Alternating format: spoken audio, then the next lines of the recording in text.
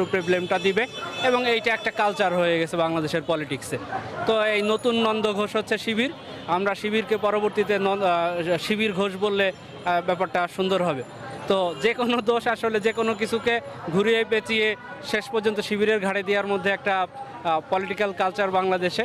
তো এটা থেকে বের হয়ে আসা উচিত। 24-এর নতুন বাংলাদেশে আসলে আমরা এইটা আশা করি না যে এইরকম ট্যাগিং কালচার হবে।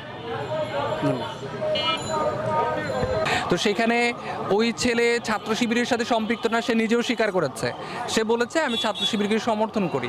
এই যে জায়গাটা, এখন মনে করেন যে সেই একেবারে খেটে খাওয়া যে মানুষগুলো আছে, যে লেখাপড়া জানে না, তারও তো একটা পছন্দ অপছন্দ থাকতে পারে। তো সেটাকে ছাত্র শিবির দায় চাপিয়ে দেওয়া, এটাও একটা ঘৃণ্য ষড়যন্ত্রের অংশ।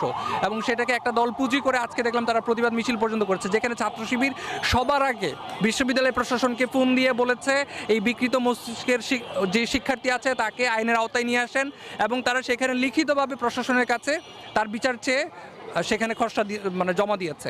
তো এত কিছু ছাত্র শিবির তাদের জায়গা থেকে স্পষ্ট করার পরও ছাত্র শিবির সমর্থিত যে প্যানেল, এটাকে ইস্যু বানানো, ডাকসুকে পিছিয়ে দেওয়ার একটা ষড়যন্ত্র। মূলত তাদের হেরে যাওয়ার আশঙ্কা থেকেই তারা এগুলো করছে বলে আমাদের কাছে মনে হচ্ছে।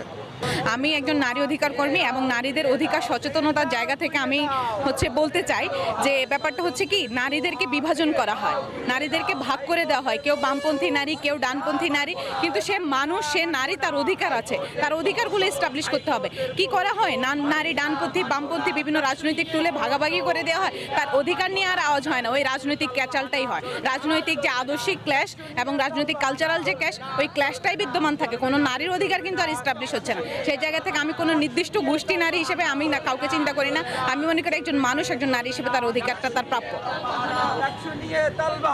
এটা আমি আমার জায়গা থেকে বলবো খুবই দুঃখজনক একটা পরিস্থিতি এবং মূল্যবোধের চরম অবক্ষয়। একটা ঢাকা বিশ্ববিদ্যালয়ের শিক্ষার্থী এই ধরনের ভাষা, এই ধরনের একটা ডাক কিভাবে সে দিতে পারে, একটা নারী শিক্ষার্থীর প্রতি সে গণধর্ষণের ডাক দিচ্ছে, এটা আমাদের ঢাবি ক্যাম্পাসের জন্য লজ্জাজনক একটা পরিস্থিতি। আমি আমাদের ঢাবি প্রশাসনের কাছে এবং আমরা অনেকেই তার শাস্তির দাবি জানিয়ে আমরা অনলাইনে প্রতিবাদ জানিয়েছি এবং অফলাইনে আমরা বিভিন্ন মহলে এবং আমাদের প্রশাসনিক পর্যায়ে গিয়ে আমরা প্রতিবাদ জানিয়ে এসেছি। এই ছাত্রত্ব থাকা আমাদের জন্য হুমকি স্বরূপ।